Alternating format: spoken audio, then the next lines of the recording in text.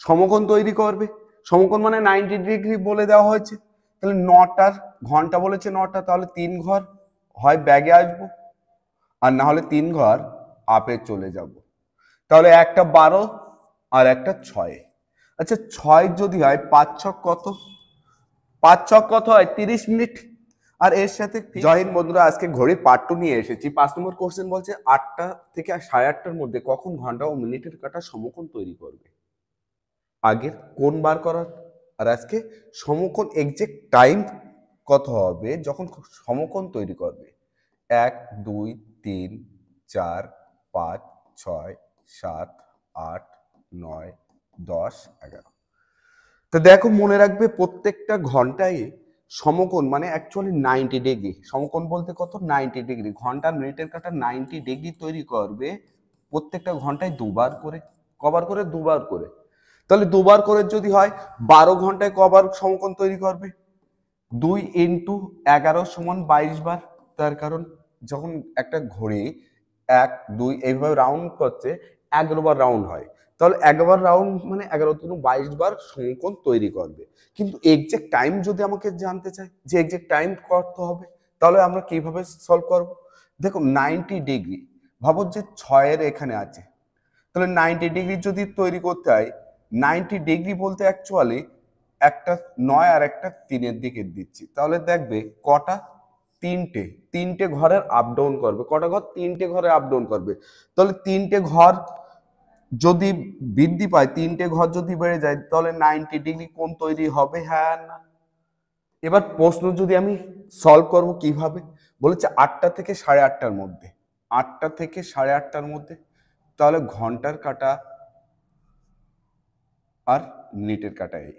আমার ঘন্টার কাঁটার প্রয়োজন 8টার থেকে 3 ঘর, 1 2 3, 3 ঘর সরিয়ে দিয়েছি এবং 8টার থেকে 3 ঘর ওই দিকে সরিয়ে দিচ্ছি। এই বলেছে 8টা থেকে 8:30টার মধ্যে।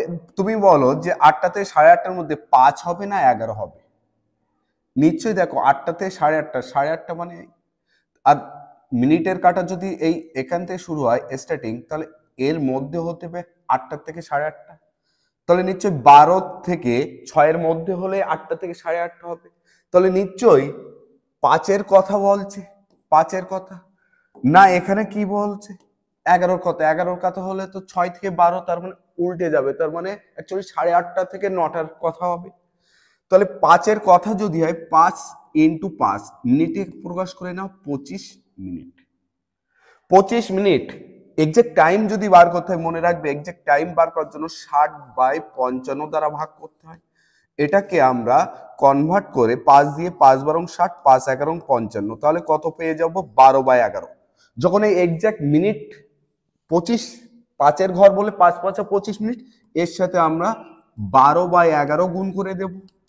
5 12 60, 12 2 24 আর 6 30, 300/11, 11 2 22, 8 80, 7 11 77, 3/11। তাহলে 8টা বেজে 27 মিনিট 3/11 সেকেন্ড। তাহলে 3/11, 8টা বেজে 27 মিনিট 3/11 মিনিট। রাইট অ্যান্সার এক্ষেত্রে ডি অপশন রাইট হয়ে যাবে। কি করেছে আর একবার বলে দিচ্ছি। যখন 8টা ঘন্টার কাঁটা, যখন 8টা, এখান থেকে 3টে ঘর আপ ডাউন হলেই 90 ডিগ্রি তৈরি হবে। 3টে ঘর, তাহলে 3টে ঘর 8টা থেকে একটা 3টে ঘর যদি চলে যায় 11টায় চলে যাচ্ছে 11-র দিকে, আর একটা 3টে ঘর কমলে 5-এর দিকে। যেহেতু বলেছে 8টা থেকে 8:30, তার মানে এক্সাক্ট 8টা 1 থেকে 8:30-এর মধ্যে টাইম হতে হবে। আচ্ছা 5 মানে 11 বলতে কত? 55 মিনিট। তার মানে ওটা তো 8টা থেকে 8:30 না, ওটা 8টা থেকে 9টার মধ্যে বলা যায়, কিংবা 8:30 থেকে 9টার মধ্যে বলা যায়। কিন্তু আমার তো প্রয়োজন 8টা থেকে 8:30, তার মানে 8টা 1 থেকে 8:30। তাহলে আমার ব্যাগে আসতে হবে। ব্যাগে যে 3 ঘরে এসেছি, দেখছি কোথায় এসেছে? 5-এর ঘরে। 5-এর ঘরে আসা মানে 5 5 কত মিনিট? 25 মিনিট। আর যখনই 25 মিনিট আমি ফাইন্ড করতে পেরেছি, এর সাথে কেবলমাত্র 12/11 ফিক্স গুণ করলে তুমি এক্সাক্ট টাইম পেয়ে যাবে। তাহলে 300/11 সমান কত হয়ে যাচ্ছে এখানে? 27 পূর্ণ 3/11 মিনিট।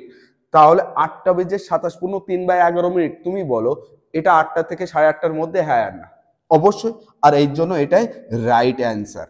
এরপরে প্রশ্ন 6 নম্বর প্রশ্ন বলছে 9টা থেকে 10টার মধ্যে কখন ঘন্টা ও মিনিটের কাঁটা সমকোণ তৈরি করবে। সমকোণ তৈরি করবে, সমকোণ মানে 90 ডিগ্রি বলে দেওয়া হয়েছে। তাহলে 9টার ঘন্টা বলেছে 9টা, তাহলে 3 ঘর হয় ব্যাগে আসবো আর না হলে 3 ঘর আপে চলে যাব। তাহলে একটা 12 আর একটা 6। আচ্ছা 6 যদি হয় 5 ছক কত, 5 ছক কত হয় 30 মিনিট। আর এর সাথে ফিক্স 12/11 গুণ কর, 12/11 গুণ করা মানে 360 ভাজক 11, 3 11 33, 3 30, 11 দুগুণ 22, 8/11। তাহলে 32 পূর্ণ 8/11, 9টা বেজে 32 পূর্ণ 8/11 মিনিট, তখন ঘন্টা আর মিনিটের কাঁটা সমকোণ তৈরি করবে। এক্ষেত্রে রাইট অ্যান্সার 9টা বেজে 32 পূর্ণ 8/11। আচ্ছা যদি এই অপশন না থাকতো তাহলে কি নিশ্চয়ই অপর একটা অপশন থাকবে, কারণ প্রত্যেক ঘন্টায় সমকোণ তৈরি হয়, 90 ডিগ্রি তৈরি হয়। ঘন্টা ও মিনিটের কাঁটা কতবার, দুবার। তাহলে একবার যদি এই হয় আর একবার এই 12 মানে অ্যাকচুয়ালি 5 12 কত হয়ে যাবে 60 ইন্টু 12/11, 720 ভাজক 11। এখানে 11 দিয়ে যদি ভাগ করি 6 11 ছেষট্টি, 6 11 ছেষট্টি, 6 60, 60 যদি হয় 5 11 55, 5/11। আচ্ছা এই যে 65 60-এর ঊর্ধ্বে বেড়ে গিয়েছে, তার মানে অ্যাকচুয়ালি আমি বলতে পারি 5টায় 5/11। তার মানে অ্যাকচুয়ালি 8টা বেজে 5 মিনিট 5/11 বলতে পারবো, তখন অপশন ওটাই থাকবে। ক্লিয়ার? 7 নম্বর প্রশ্ন বলছে ঘড়িতে 5টা থেকে 6টার মধ্যে ঘন্টা ও মিনিটের কাঁটা একে অপরের উপর থাকবে বা মিলিত হবে। একে অপরের উপর থাকা মানে এই ঘন্টার কাঁটা আর মিনিটের কাঁটা এই। তার মানে অ্যাকচুয়ালি কত 0 ডিগ্রি কোণ উৎপন্ন হয়। কত ডিগ্রি? 0 ডিগ্রি কোণ। দেখো যদি 0 ডিগ্রি কোণে বা একে অপরের মিলিত হয় 12 ঘন্টায় কতবার? 11 বার। 12 ঘন্টায় 11 বার। 12 ঘন্টায় কতবার? 11 বার। আর আগে দেখিয়ে দিচ্ছি, আগে সমকোণ যখন হচ্ছিল 1 ঘন্টায় 2 বার, 12 ঘন্টায় কতবার? 22 বার। একদিনে কত? 44 বার।